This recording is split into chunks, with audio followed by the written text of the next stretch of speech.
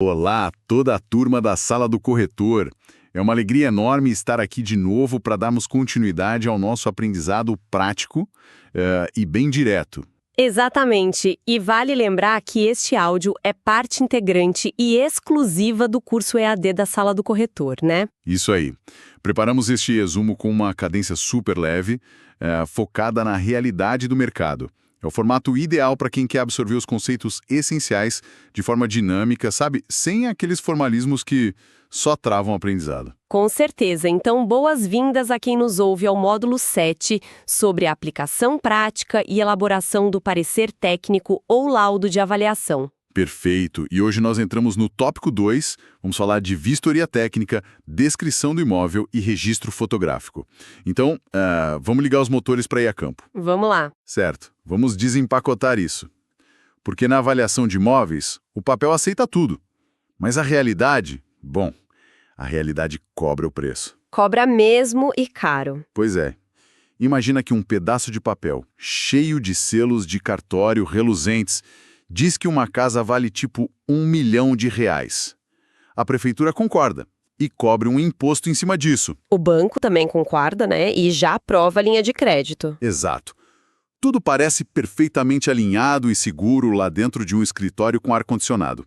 Mas no exato momento em que a chave gira na fechadura e a porta da frente se abre, a casa simplesmente não existe. Nossa, um pesadelo total. Ou pior, ela existe, mas as paredes estão rachadas, o telhado está cedendo.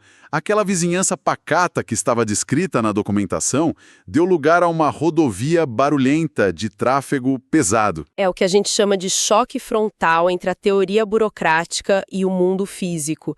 Porque o nosso objetivo aqui não é decorar regras, sabe? É entender a lógica de transformar um espaço físico, o tijolo e cimento, em dados precisos e mercadológicos. Sim, tirar o dado do papel. Exatamente. A crença de que números em planilhas e plantas carimbadas contam a história completa de um bem é possivelmente o erro mais perigoso na engenharia de avaliações. O papel é estático, mas o imóvel sofre ação do tempo, do clima e da economia ao redor. E a nossa missão nesta imersão de hoje é justamente desvendar esse mecanismo. O processo de ir a campo. O material base do professor Fernando de Queiroz é super direto ao ponto. É bem prático mesmo. Então, para quem nos acompanha e quer entender o que realmente dita as regras matemáticas do preço de um imóvel no mundo real, prepare-se, porque a teoria acabou de sair do prédio e nós fomos para a rua. E o que norteia toda essa nossa discussão sobre ir a campo é uma exigência técnica absoluta, né? Existe uma norma máxima na BNT-NBR 14653 que obriga a pessoa avaliadora a levantar da cadeira. É o fim do trabalho de escritório. Isso. A norma determina que o imóvel precisa ser devidamente caracterizado. E isso não é um preciosismo acadêmico. A responsabilidade de atestar as características físicas, construtivas, funcionais e locacionais é totalmente de quem assina o laudo. Eu gosto de fazer uma analogia. Ler a documentação antes da vistoria é meio que o equivalente moderno a ler o perfil de alguém num aplicativo de relacionamentos, sabe? Ah, o perfil é sempre perfeito. Sempre. Tem a melhor foto, os melhores ângulos, aqueles filtros de luz e uma biografia que esconde todos os defeitos. O papel, a matrícula do imóvel, é esse perfil de aplicativo. Promete mundos e fundos. Com certeza. Mas aí vem o encontro presencial. Aquele momento em que se senta na mesa do café e olha nos olhos da pessoa. É aí que a verdade aparece. E a vistoria técnica é esse encontro presencial com a edificação. O que é fascinante aqui é que a vistoria serve para inspecionar o imóvel de ponta a ponta. O primeiro passo, por incrível que pareça, é literalmente confirmar se o bem físico ainda está lá. Ver se o lote não sumiu num buraco. Exato. Um lote com a documentação perfeita pode ter sofrido um desmoronamento. Ou uma casa averbada pode ter virado cinzas num incêndio algumas semanas antes. A vistoria começa atestando a existência antes de qualquer delírio sobre valorização. Faz todo sentido. Mas claro, depois de confirmar que o imóvel existe, a investigação tem que avançar com método.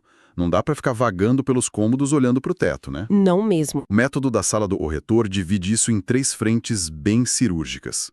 Sobre o imóvel, sobre a construção e sobre a localização.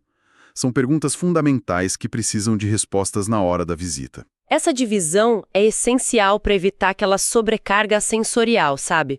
Quando a gente entra no imóvel, o volume de detalhes visuais é gigante. A primeira frente, sobre o imóvel, atua como um filtro. Bate com a documentação, a área construída bate com a matrícula, o lugar está ocupado ou vazio. E tem um ponto que sempre dá atrito. As ampliações recentes, os famosos puxadinhos. Se o papel diz que a casa tem 100 metros, mas na vistoria a gente vê um segundo andar inteiro construído ilegalmente, o mercado enxerga valor naquilo. Mas juridicamente é um fantasma. Exatamente, e pode gerar multas pesadas. É por isso que passamos para a segunda frente, que é sobre a construção. É hora de analisar qual o padrão construtivo, o estado de conservação e procurar ativamente por patologias ocultas, rachaduras, infiltrações e também mapear as benfeitorias. E aqui eu queria levantar uma questão prática. Se um imóvel está cheio de benfeitorias, tipo piso de mármore italiano, piscina olímpica aquecida, automação de ponta, isso sempre soma valor direto no laudo? Digo, cada real gasto soma R$1 no preço final? Esse é um atalho mental bem perigoso. O custo da benfeitoria quase nunca é igual ao valor que o mercado dá para ela. E isso nos leva direto para a nossa terceira frente, que é sobre a localização. Existe um conceito econômico chamado superadequação. Seria o choque entre o imóvel e o bairro? Isso. Imagina esse mármore italiano e essa piscina cravados num bairro sem infraestrutura, perto de uma zona industrial barulhenta. A região tem valorização? Não. Quem tem dinheiro para pagar por luxo, quer esse luxo num CEP de alto padrão.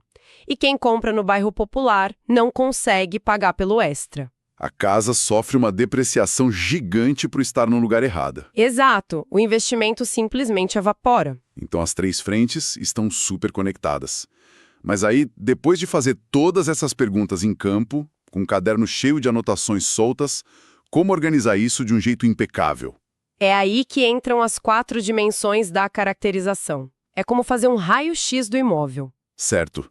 Quais são essas dimensões na prática? A primeira é a caracterização física, que olha só para o terreno. Tamanho, formato, topografia, frente e profundidade. A matemática pune formatos irregulares, sabe? Um terreno plano ou retangular de 360 metros quadrados vale muito mais que um triangular do mesmo tamanho, cheio de cantos mortos. Faz sentido. E a segunda? A segunda é a caracterização construtiva, a edificação em si. Estrutura de alvenaria, concreto armado, tipo de cobertura, selagem ou telha cerâmica, os acabamentos como porcelanato e esquadrias e, claro, a parte elétrica e hidráulica. Até aí é bem físico mesmo, né? Átomos e cimento. Sim. E a terceira dimensão é a caracterização funcional, a utilidade do espaço, como é a planta interna, a quantidade de cômodos, a distribuição. Uma casa com sala, cozinha, 3 dormitórios e garagem para 2 carros atende bem. Mas, peraí, essa questão da caracterização funcional não seria algo super subjetivo? Porque uma planta aberta e maravilhosa para uma pessoa solteira pode ser horrível e totalmente sem privacidade para uma família grande com filhos? Excelente ponto. Parece subjetivo, mas não é. Se conectarmos isso com um cenário mais amplo, a funcionalidade não é sobre gosto pessoal, é sobre a utilidade geral do mercado. Ah, entendi. O que dita as regras é o público-alvo daquele bairro. Se a casa está num bairro familiar, perto de escolas, e foi convertida num loft sem paredes, o mercado considera a planta disfuncional. O avaliador vai ter que descontar do valor o custo para subir as paredes de volta. É liquidez mercadológica. Uau! Isso tira toda a subjetividade da jogada. E a quarta dimensão? É a caracterização locacional. Onde o imóvel pisa. Tem pavimentação, esgoto, luz, como é o transporte e a segurança. Se a rua alaga toda vez que chove, aquela casa maravilhosa perde valor na mesma hora.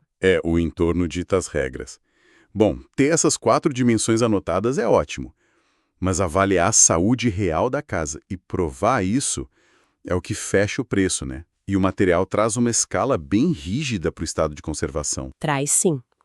E essa escala puxa o preço para cima ou para baixo. Pelo que vi, são 6 níveis: novo, excelente, bom, regular, ruim e péssimo. Como funciona a separação entre eles? O novo é sem uso. O excelente é sem nenhum retoque necessário. O bom já tem pequenos desgastes do dia a dia, tipo uma pintura perdendo o frescor. O regular pede uma manutenção simples, uma calha pingando, algo assim. A habitabilidade ainda existe, mas com atrito. Exato. Aí o ruim já exige reformas pesadas, estruturais. E o péssimo é quando a estrutura está totalmente comprometida. E para provar esse diagnóstico, a gente usa a prova do crime, o registro fotográfico. O material da sala do corretor tem regras muito boas sobre fotos. O que registrar? Tipo fachadas, rua, todos os ambientes, benfeitorias e problemas. E o que evitar? Como fotos tremidas, escuras. Mas eu achei muito curioso um aviso específico sobre ambientes bagunçados. Ah, esse é clássico. Aqui é que a coisa fica realmente interessante, sabe? Eu fico imaginando o desespero do avaliador tentando tirar foto técnica de uma sala cheia de roupas jogadas ou caixas até o teto. Mas a bagunça pode literalmente maquiar problemas estruturais, né? Com toda certeza. Pilhas de caixas encostadas na parede criam zonas de sombra, uma infiltração crônica ou uma trinca enorme podem ficar escondidas ali atrás. A foto é uma prova pericial. Uma foto mal tirada ou muito fechada, onde só dá para ver um pedaço de azulejo branco sem contexto, destrói a credibilidade do laudo. Se a foto não pega o problema, a patologia não entra na conta. E o imóvel que é regular vira excelente no papel. E isso é gravíssimo. Por isso tem um checklist de saída. Conferir o endereço com a placa da rua, ver se fotografou tudo, anotar bem o padrão antes de ir embora. E aí a gente volta para o escritório.